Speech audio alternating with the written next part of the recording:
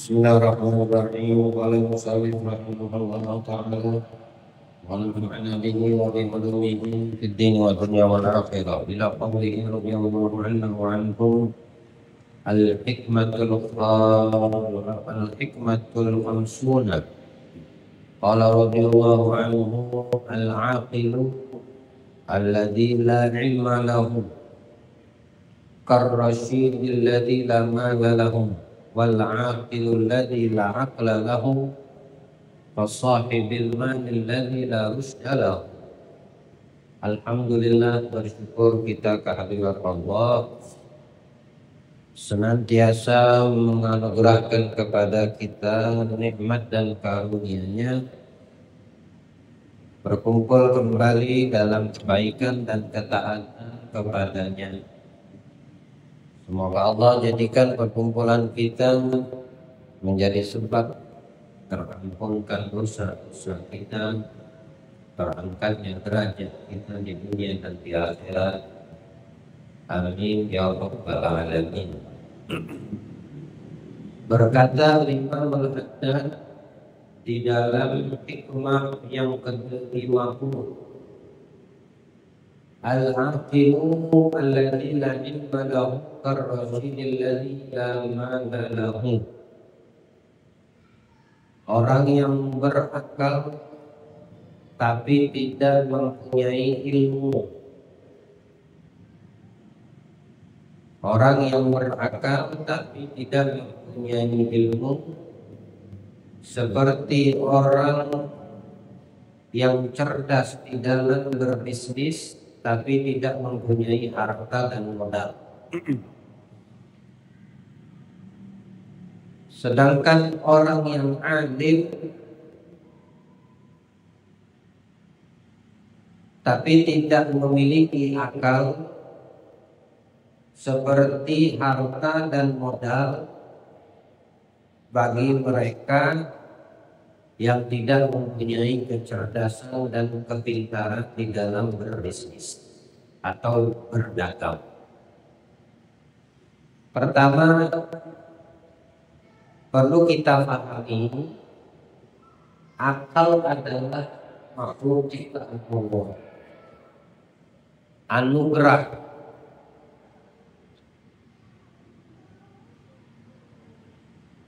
karunia yang Allah berikan kepada manusia. Bahkan di dalam proses penciptaan akal itu sendiri, Allah Subhanahu wa Ta'ala telah menganugerahkan untuknya tujuan daripada ciptaan, sehingga akal itu tahu kenapa dia diciptakan. Jadi akal yang kita gunakan untuk berpikir itu sebetulnya pada hakikatnya dia tahu untuk apa dia diciptakan oleh Allah.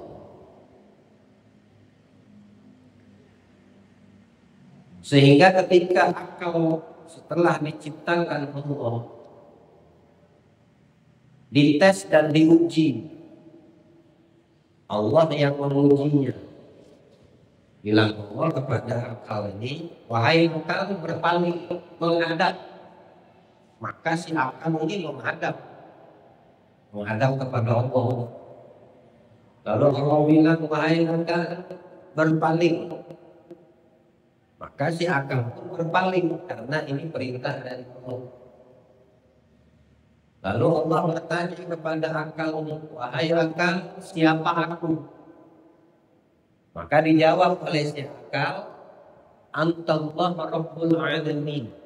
Engkau adalah Tuhan semesta alam yang menciptakan semua yang ada.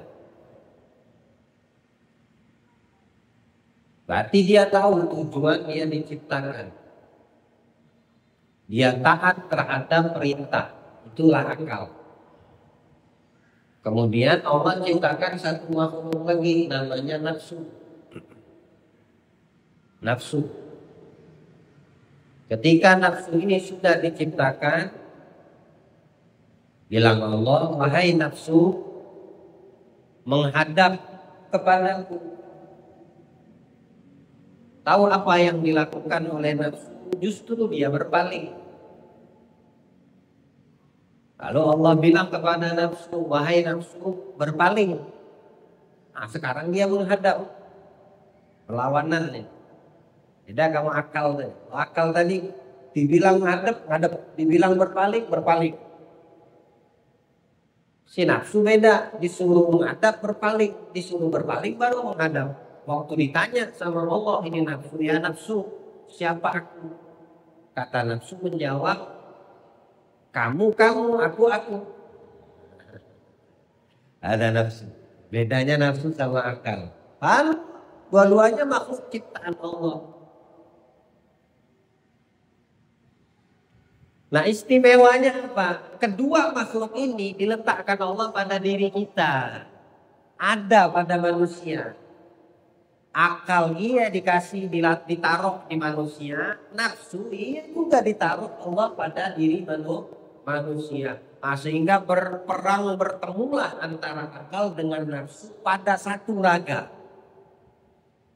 Pada satu tubuh. Ada di dalam tubuh kita yang namanya cipta. Akal ada pada diri kita juga, di dalam diri kita satu ciptaan Allah yang namanya nafsu. Nah, tadi sudah kita jelaskan, sudah kita dikasih tahu bagaimana proses Allah menciptakan akal, bagaimana proses Allah menciptakan nafsu. Di saat Allah uji satu sama lain, mereka telah menunjukkan jati dirinya. Si akal menunjukkan siapa dirinya, si nafsu menunjukkan siapa pula dirinya. Dan kedua itu dicampurkan jadi satu di dalam satu raga manusia, yaitu ada di dalam diri kita. Kan Allah itu memerintahkan, kalau di dalam perintah Allah kita hati, dapat ganjaran. Kalau di dalam perintah Allah diingkari, dapat hukuman. Kalau akal tadi karena dia taat kepada Allah, ya nggak dapat hukuman. Nah, sekarang si nafsunya. Bagaimana caranya Allah ingin memberitahukan kepada kita bahwasannya nafsu yang ada di dalam diri kita ini betul-betul pembangkang. Allah menjelaskan, memberitahukan kepada kita umat manusia. Seolah-olah Allah berkata, manusia, di dalam diri kalian itu ada makhluk ciptaanku namanya nafsu. Pembangkangannya luar biasa. Kalau kamu tidak bisa mengendalikannya, maka kamu akan dilanggarnya, tidak dipatuhinya, sebagaimana aku yang menciptakannya pun pernah dilanggarnya. Subhanallah. Ketetapan Allah. Bukan artinya Allah butuh kepada itu, tapi Allah ingin mengajarkan kepada kita yang diletakkan di dalam diri kita hawa nafsu. Akhirnya dikasih hukuman, ini nafsu sama Allah. Hukumannya dibikin lapar. Dibikin lapar dia. Dibikin dahaga dia sama Allah. Apa yang terjadi ketika nafsu ini lapar dan dahaga? Butuh makan dia, butuh minum, butuh memenuhi keinginannya. Nah, nafsu itu keinginan. Si nafsu ini harus memenuhi hawa nafsunya, keinginannya. Saat Allah tanamkan rasa lapar dan haus pada dirinya, dia butuh makan, dia butuh minum. Pertanyaannya kepada siapa meminta? Ya, meminta kepada akal, meminta kepada makhluk yang lain, meminta kepada malaikat, meminta kepada jin. Semua itu kan ciptaan Allah, makhluk ciptaan Allah. Kalau Allah izinkan jadi, kalau Allah tidak izinkan tidak jadi. Mau mintanya sama yang menciptakan, yaitu Allah. Mintalah si nafsu ini kepada Allah. Ya Allah, beri aku makan. Ya Allah, beri aku minum. Sekarang kau minta kepada aku, kata Allah. Ketika aku minta engkau untuk berpaling, justru engkau menghadap. Ketika aku minta engkau menghadap, justru engkau berpaling. Ketika aku tanya kepadamu siapa aku, kau jawab, kamu dirimu, aku diriku. Nah, sekarang kamu lapar minta kepada aku, kata Allah. Sekarang kamu harus minta kepada aku, kata Allah. Aku kasih kamu makan, kenyang. Aku kasih kamu dan air minum supaya tidak dahaga lagi. Tapi kata Allah, sekarang kamu menghadap, baru menghadap. Nah, sekarang kamu berpaling, baru dia berpaling. Sekarang aku tanya kamu, siapa aku, kata Allah, baru dijawab sama si nafsu, engkau Tuhan yang menciptakan alam semesta. Sama kayak jawaban si akal. Tapi apa sebab si nafsu ini nurut? Karena dia butuh sesuatu. Karena dia menginginkan sesuatu. Baru dia nurut. Nah, itu pelajaran buat yang ada di dalam diri kita, nafsu yang ada di dalam diri kita ini. Kalau diikuti kemauannya, dimanjakan kemauannya, si nafsu ini, maka orang akan binasa.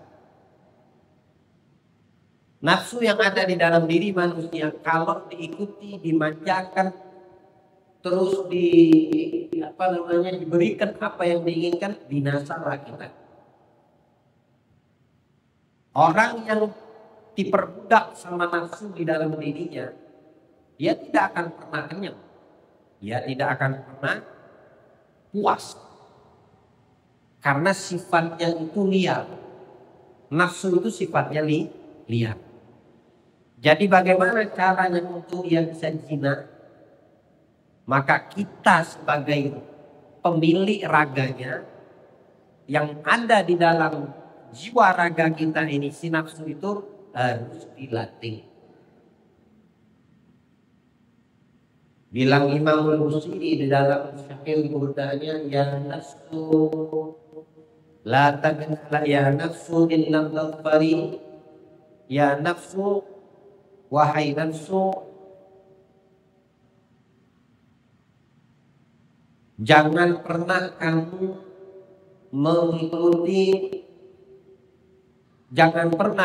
ikuti dan turuti kemauan nafsu. Apa sebab? Inna nafsa katifli in tuhmilhu syabba'ana hubbir radha'i wa in taftimhu yanfatili.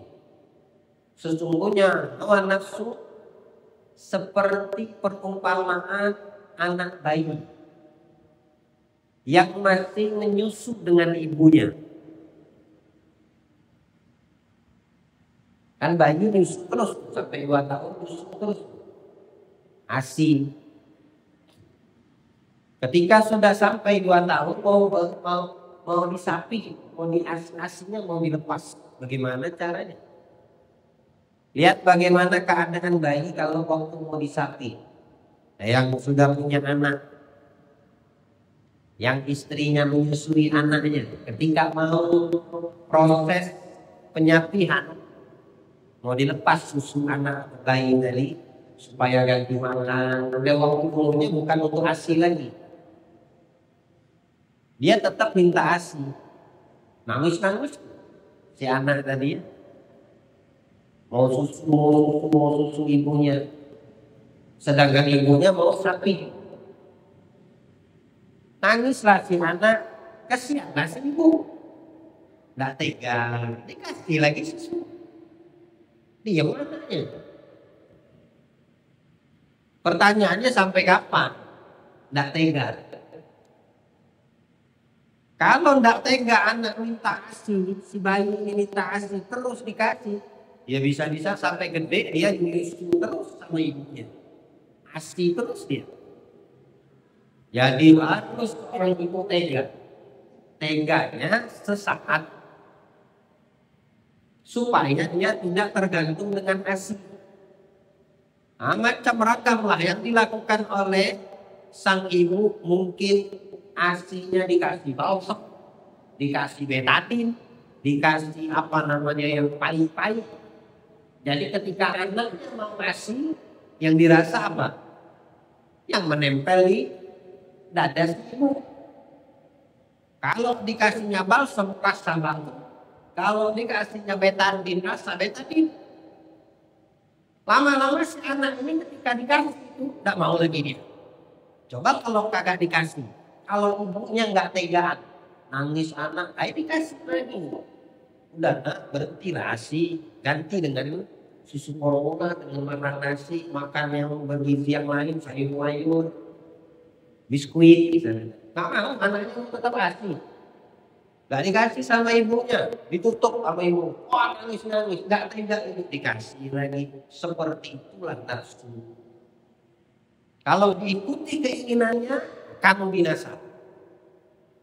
Itu perumpamaan nafsu yang ada di dalam diri kita. Ala kulli hal. Jadi kita udah dikasih tahu bagaimana proses Allah menciptakan akal dan juga nafsu yang kedua-duanya ada di dalam diri setiap manusia. Cuma dua ini aja ada pada diri manusia. Kalau malaikat nggak ada nafsu, tapi dikasih Allah akal. Kalau binatang nggak dikasih Allah akal, cuma dikasih nafsu. Manusia akal dan nafsu dikasih dua-dua. Tadi katakan ulama, andai manusia bisa memfungsikan akalnya dengan baik, dia lebih mulia dari malaikat. Andaikan manusia lebih mementingkan dan mengikuti hawa nafsu, tidak lebih hina daripada binatang. Karena binatang cuma pengen ngikutin nafsu, dia tidak punya akal. Dia mau nafsunya cuma makan, melepaskan birahi saat tiba waktunya, perut kenyang tidur, bangun lapar makan lagi. Begitu keseharian binatang. Mau makan rumput tanaman rumah kita, tidak perlu dia izin karena dia punya akal. Mau dia melepaskan hasrat birahi di tengah jalan binatang, mana dia punya akal untuk malu? Yang penting hasrat birahinya terpenuhi. Begitu binatang.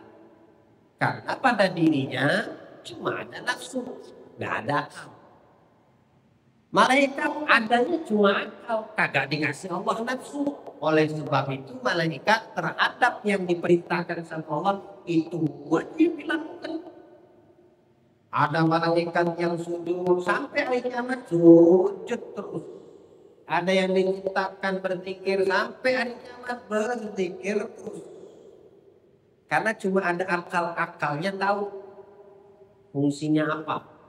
Makanya malaikat dan dikasih nafsu.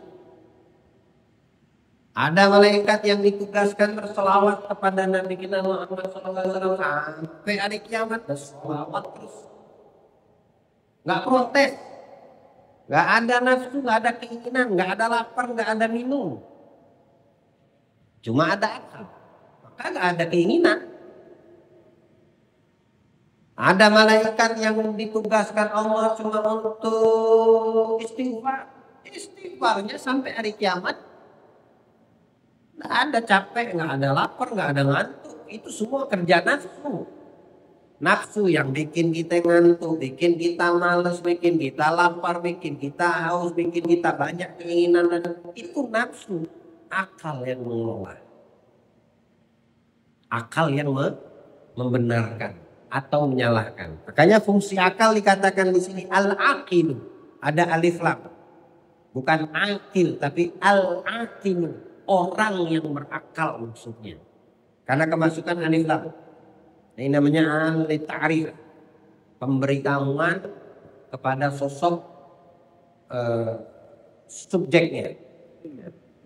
Al-aqilu orang yang berakal. Maksudnya apa? Alladzi yumayyizu bi'aqli bainal hasan wal ghabi. Yang dengan sebab akalnya dia bisa membedakan antara yang hasan yang bagus wal ghabi yang jelek. Jadi fungsi akal itu tahu dia membedakan mana yang bagus, mana yang jelek. Mana yang mulia, mana yang hina. Akal itu tahu dia mana yang bermanfaat, mana yang mudorot. Akal itu tahu dia mana yang dosa, mana yang pahala. Makanya dikatakan al-aqil, orang yang berakal. Alladzi la ilma lahu, tapi dia tidak mempunyai pengetahuan terhadap perkara agama. Orangnya berakal, tapi dia bukan alim, bukan ulama, bukan ahlul ilm, bukan yang mengerti mendalam tentang urusan hukum dan ahkam, bukan orang yang mutamakin di dalam perihal agama, tapi dia dikatakan berakal. Hanya saja keilmuannya tentang hukum dan ahkam, tentang syariat, tentang agama Islam terbatas. Ya. Tapi dia berakal. Nah, perumpamaan itu orang yang berakal walaupun dia tidak alim, karrasyidul ladzi la ma'lahu, seperti orang yang cerdas, orang yang pintar berdagang, orang yang pintar mengelola modal, uang. Hanya saja dia tidak punya duitnya, dia tidak punya modal. Coba kalau dikasih modal, kalau ada uang, sukses nih orang. Kenapa? Karena dia cerdas, rasyid. Itulah perumpamaan orang yang berakal walaupun dia tidak alim, hanya sebatas sekadarnya mengetahui hukum dan ahkam. Itu sama seperti orang yang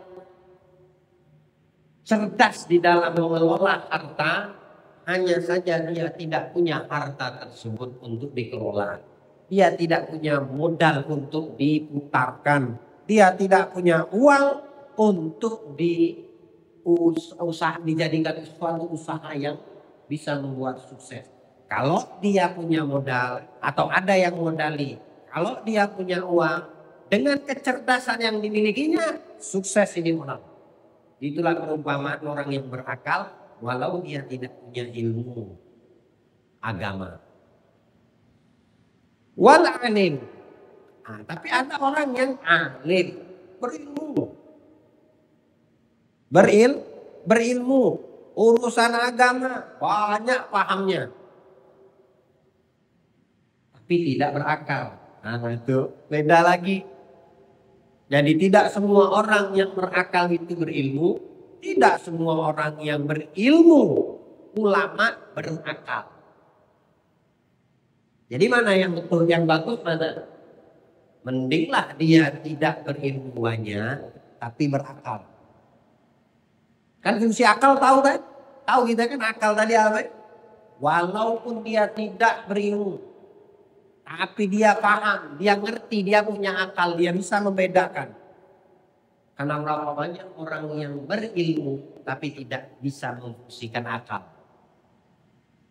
Nah, dia tahu ini halal, dia tahu ini haram, dia tahu ini hukumnya begini, dia tahu ngerti tentang agama, dia ngerti tentang hukum Islam, tapi dia tidak berakal. Cuma masalah ilmu aja menangnya. Dia dipanggil ustaz, dia dipanggil kiai, dia dipanggil alim, dia dipanggil ini dan itu, dipanggil macam-macam gelar ulama, menyandang pada dirinya, tapi dia tidak berakal. Alim dia, berakal kagak. Nah, ini orang yang kedua nih, alim, alladzi la aqla lahu, tapi tidak punya akal. Perumpamaannya kasahibil mal, seperti orang yang punya harta banyak, modal ada, duit banyak, harta berlimpah, alladzi la rusdalah, tapi tidak punya kecerdasan. Duit banyak, mengelolanya nggak tahu, cara mengelola duitnya nggak tahu. Beda yang pertama, duit kagak ada, tapi kecerdasannya untuk mengelola harta ada pada dirinya. Duit aja nggak ada, modal aja dia nggak punya. Yang kedua ini modal banyak, duit banyak, tapi blow on, nggak cerdas dia. Yang terjadi apa? Dia banyak tertipunya. Habis duitnya, habis modalnya, habis kekayaannya karena tertipu. Tapi kalau orang yang cerdas, dia bisa mengelola uang, dia bisa memutarkan modal yang ada, dia tidak akan tertipu. Orang yang berakal, walaupun sedikit ilmu agamanya, dia tidak akan tertipu, dia tidak akan termakan, dia tidak akan terjerat sesuatu dengan hukum-hukum yang dilarang sama Allah. Kenapa? Karena dia berakal. Ada orang yang banyak ilmunya, cuma kosong akalnya ndok. Nol akalnya, gak paham, gak punya akal. Ilmunya banyak. Tahu ini hukumnya haram, tahu ini hukumnya halal, tahu ini hukumnya makruh, tahu ini tapi karena dia tidak punya akal, mudah dibodohi. Diiming-imingi sedikit, berani dia gadaikan agamanya, gadaikan ilmunya. Kenapa? Karena dia tidak punya akal. Ilmu banyak, akal nggak ada. Makanya di sini, sampai di sini paham ya perbedaannya. Nah, kita mudah-mudahan Allah jadikan kita orang yang berakal, berilmu, berakal dan berilmu. Dan Allah jauhkan kita daripada ciri-ciri orang yang tidak memiliki akal. Walaupun banyak ilmu, nggak ada guna banyak ilmu kalau bodoh. Nggak ada guna kalau banyak ilmu tapi tidak punya akal. Ilmu itu Pak bisa dihafal, bisa dipelajari. Al-Quran itu bisa dihafal. Tapi yang belum tentu bisa dilakukan kita mengamalkan. Halal haram itu bisa kita mengetahui. Tapi untuk memahami daripada haram dan halal itu tidak semua orang.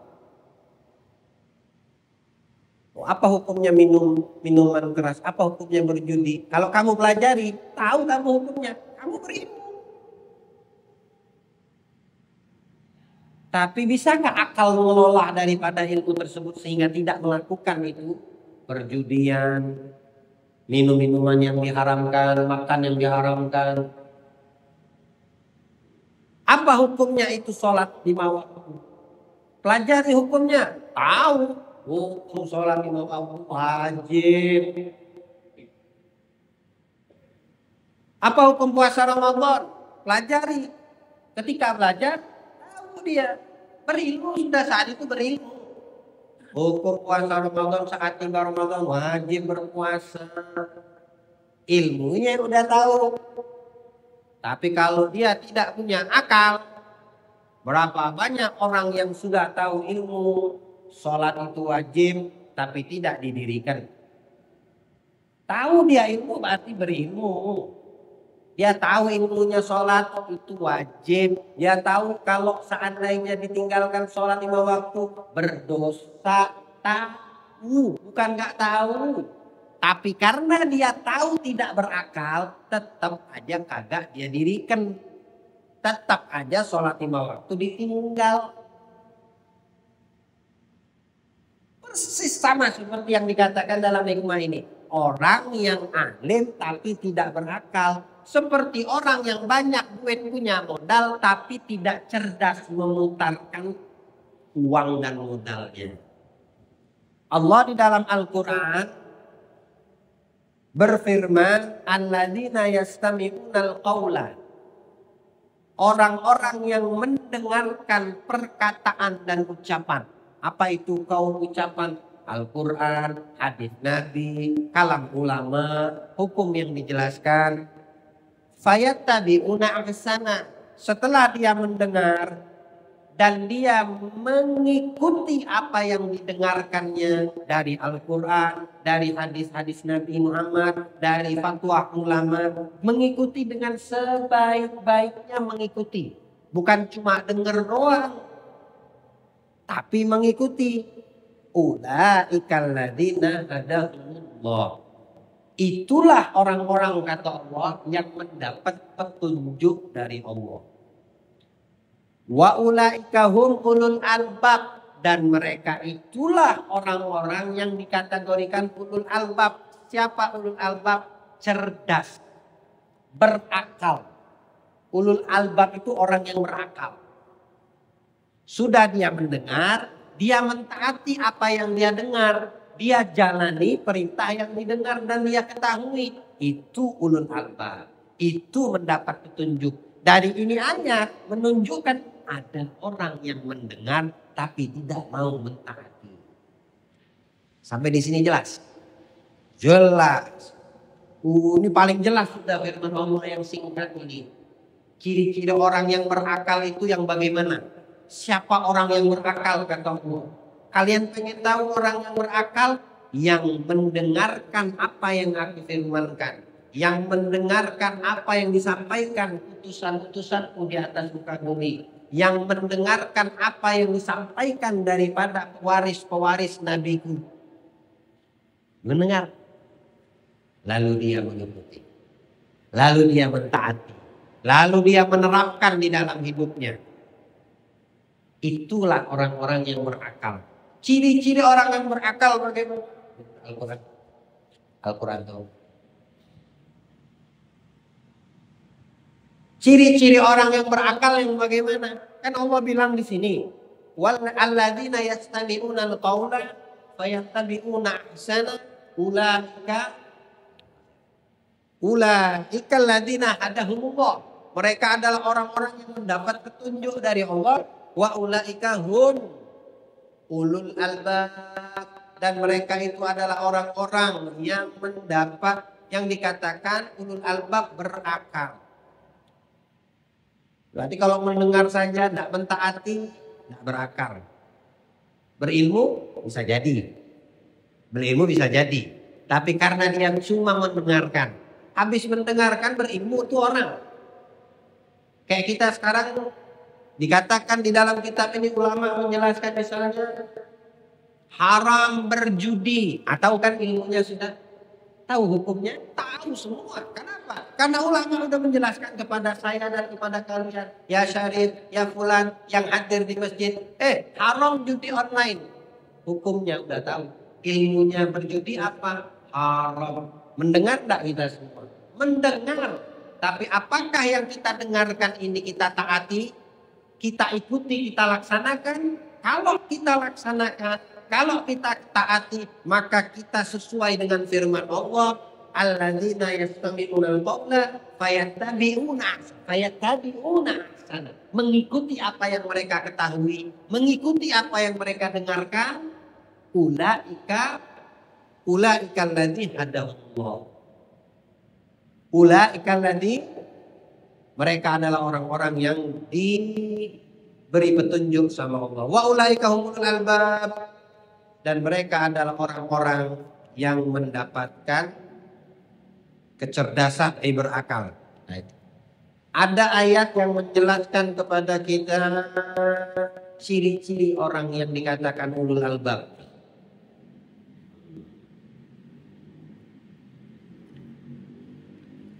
Allah Subhanahu wa taala memberikan banyak ciri-ciri orang yang dikatakan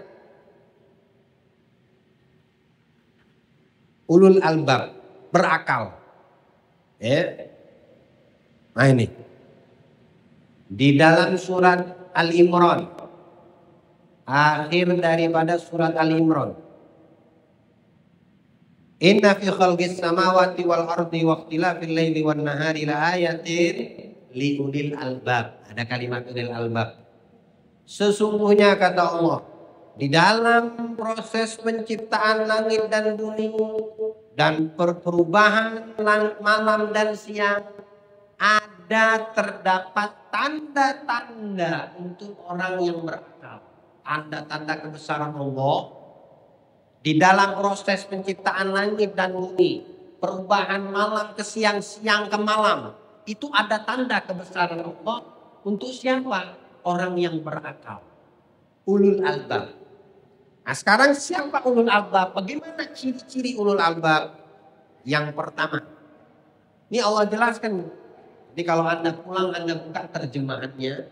Surat Al-Imran ayat 190 sampai terakhir. Sampai akhir surat. Ayat 190 sampai akhir. Ciri-ciri orang yang berakal, ulul albab. Ulul albab itu kategori untuk orang yang dinisbatkan memiliki akal. Manusia yang berakal itu dalam Al-Quran dinamakan ulul albab. Semoga kita termasuk. Allah jadikan kita termasuk ulul albab. Ciri yang pertama kata Allah, alladzina yadhkurunallaha qiyaman wa qu'udan wa 'ala junubihim, yaitu mereka yang berzikir kepada Allah. Ini ciri-ciri orang yang berakal. Maksudnya berzikir mengingat Allah. Mengingat Allah dalam segala keadaan. Jangan kita ingat kepada Allah saat susah. Saat kita senang lupa. Ketika disusahkan lagi baru ingat sama Allah. Itu bukan orang ulul albab. Bukan berakal. Tapi orang yang berakal dia mengingat kepada Allah di dalam semua keadaan. Mau dia susah ingat Allah, bahagia ingat Allah, dalam keadaan sehat ingat Allah, sakit ingat Allah, aman dia ingat Allah, tertimpa bencana musibah ingat kepada Allah. Ini kita ini kan kalau lagi kita diuji, kasih cobaan baru ingat sama Allah. Beberapa waktu yang lalu gempa bumi, baru banyak nama Allah disebut. Saat gempa kemarin, nama siapa yang diingat? Nama Allah. Jangan waktu tidak ada musibah kita lupa. Karena orang yang ingat kepada Allah yang berakal, alladzina yadhkurunallah. Dia selalu ingat kepada Allah. Qiyaman, mau saat berdiri. Wa qu'udan, saat duduk. Wa 'ala junubihim, saat tidur. Ingat, diri, duduk, tidur. 24 jam dia mengingat kepada Allah. Ini orang yang berakal. Wa yatafakkarun, kemudian dia sering kali berpikir. Orang yang berakal sering berpikir. Mikirin apa? Bisnis. Bukan. Kriteria orang yang berakal itu yang ikutin ini si Al-Quran. Kalau mikirkan masalah bisnis, dagang, usaha, pekerjaan, itu kan bisa dengan pikiran juga. Tapi bukan itu yang dimaksudkan berakal menurut pandangan Al-Quran. Wa yatafakkaruna fi khalqis sama. Dia memikirkan tentang proses ciptaan langit. Wal ardi. Proses bagaimana Allah menciptakan bumi. Mikir aja, ente ngelamun aja ada ini. Bagaimana langit kagak ada tiang. Coba masjid Al-Ma'arif ini dihilangkan tiang. Bisa kan tak berdiri. Nah sekarang kami berpikir gimana kok bisa langit gak ada tiang. Kalau ada tiang bagaimana ngecornya. Nah mikir kebesaran Allah itu ciri-ciri orang yang berakal. Terus bumi lagi gitu. Mikir yang ada di bumi. Allah nyiptain bumi. Apa yang berkah yang mau pikirkan dengan proses bumi ciptaan? Ya Allah, dari situ aku berasal. Ke situ aku kembali. Di dalam itu jadi rebutan manusia. Dengan sebab yang kotor di dalam bumi itu banyak sekali nyawa yang dipertaruhkan. Itu ciptaan Allah semua. Tapi ngarahnya itu kepada akhirat. Ini ciri-ciri ulul albab. Kemudian ciri-ciri ulul albab orang yang berakal di kacamata Al-Quran. Menurut pandangan Allah. Dia akan mengatakan setelah berpikir tentang penciptaan yang ada dari ciptaan Allah. Dia akan mengatakan Rabbana. Ya Allah ya Tuhan. Ma khalaqta hadza batila. Tidak engkau menciptakan ini ya Allah. Main-main, batil, gak ada gunanya. Allah menciptakan semua yang diciptakan itu gak main-main. Bukan satu perkara yang kayak ngabisin waktu. Fakina adzabannar, subhanaka fakina adzabannar. Maha suci Engkau ya Allah, selamatkan aku daripada siksa neraka. Ini ciri orang yang berakal.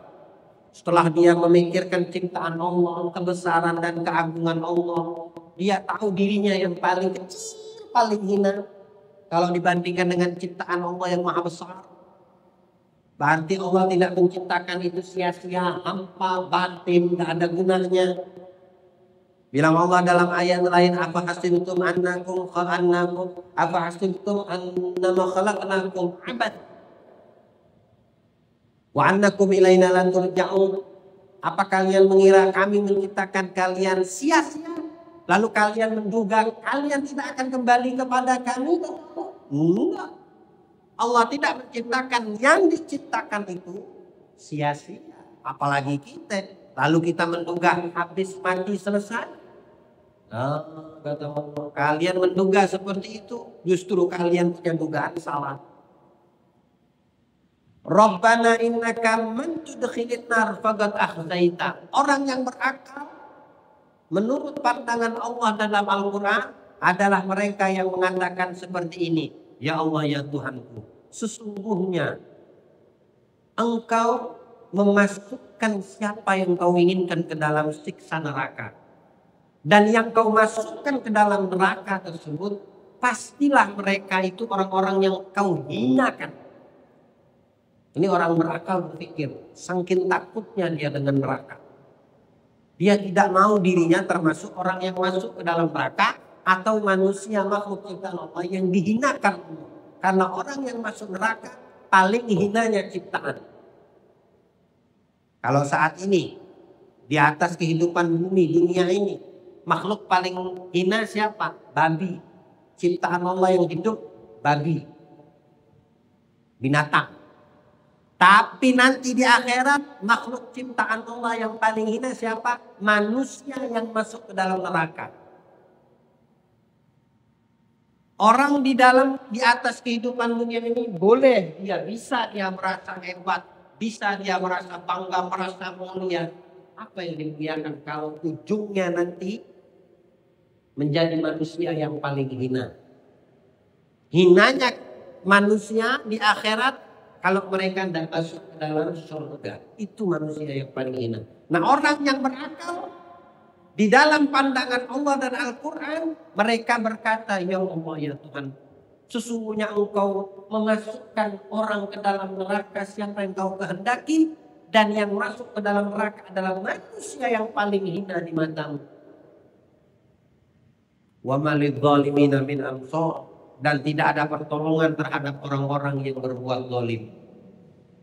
Rabbana, wahai Tuhan, innana sami'na munadiyan yunadi lil iman. Wahai Tuhanku ya Allah, sesungguhnya kami mendengarkan seruan, panggilan. Seruan siapa? Al-Quran menyeru, Nabi Muhammad menyeru, Islam menyeru. Untuk menyeru kemana? Beriman. Maka seruan itu an aminu, untuk kami semua beriman. An aminu bi rabbikum fa amanna. Kami terima seruan dan panggilan tersebut. Alhamdulillah, lahir dalam keadaan kita beriman. Dari kandungan orang tua kita sudah memenuhi panggilan tersebut. Mudah-mudahan kita termasuk orang yang berakal. Lalu ciri orang yang berakal di dalam Al-Quran, di dalam sudut pandang Allah yang menciptakan makhluk, Rabbana. Dia meminta, wahai Tuhan kami, faghfir lana dzunubana, ampunkan dosa kami. Ini ciri orang yang berakal. Tidak putus dia selalu meminta ampun kepada Allah. Dzunubana wa kaffir anna sayyiatina, hapuskan tolong ya Allah kejelekan yang ada pada kami. Ini orang yang berakal.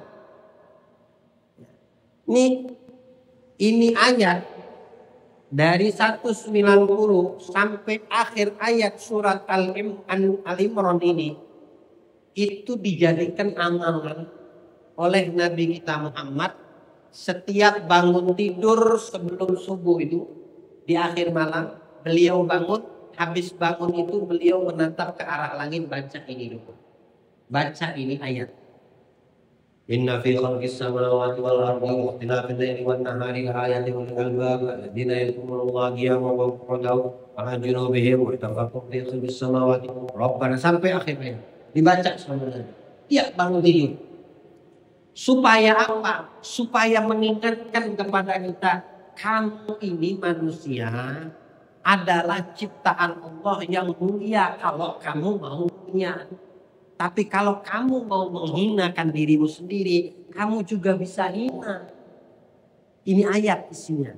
Lebih dari cukup untuk menjadikan kita manusia yang berakal di sisi Allah sesuai dengan sudut pandang Al-Quran. Ini ciri-cirinya. Ya Allah, ampunkan dosaku. Hapus semua kesalahan. Ya tidak lebih mementingkan daripada ini. Ketimbang dia meminta, ya Allah, mudahkan rezekiku, mudahkan usahaku. Enggak.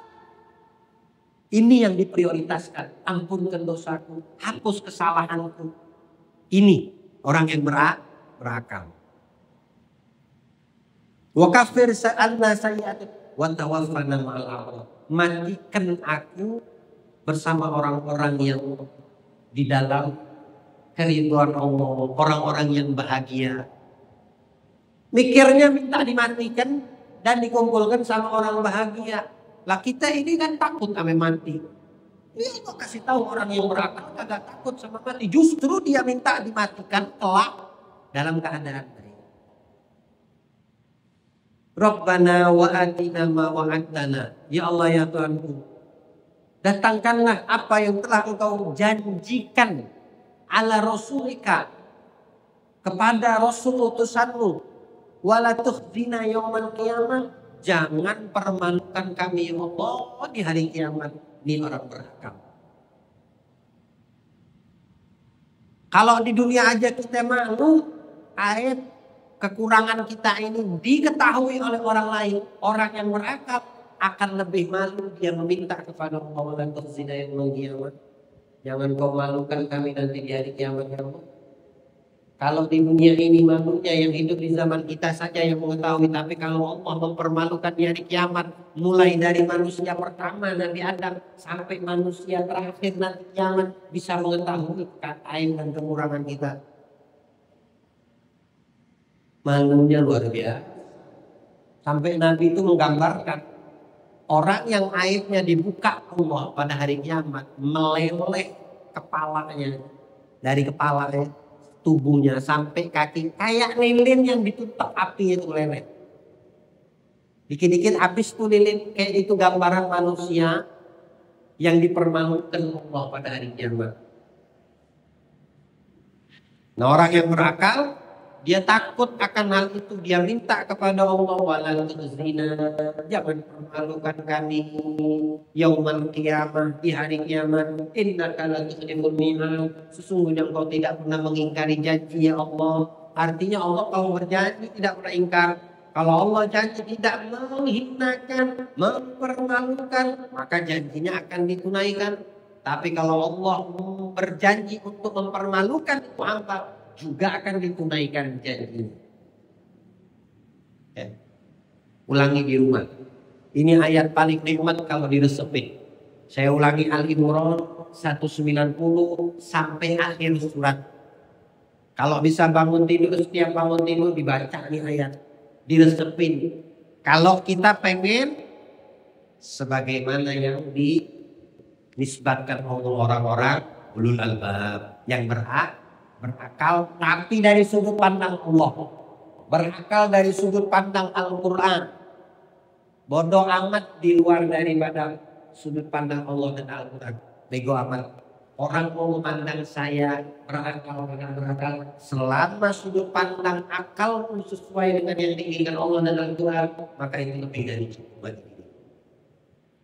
Nah, mudah-mudahan Allah jadikan kita mengingat, menjadikan kita manusia yang berakal, walau minus kita di dalam ibadah, kurang kita di dalam pengetahuan ilmu agama, paling tidak semua menjadikan kita orang yang berakal, yang bisa membedakan mana yang baik, mana yang tidak baik, mana yang taat, mana yang maksiat, mana yang mengangkat derajat, mana yang menghinakan, dan menjadikan kita orang-orang yang punya. Amin ya rabbal ya rabbal alamin. Wassallallahu ala sayyidina Muhammadin wa alihi wasallam.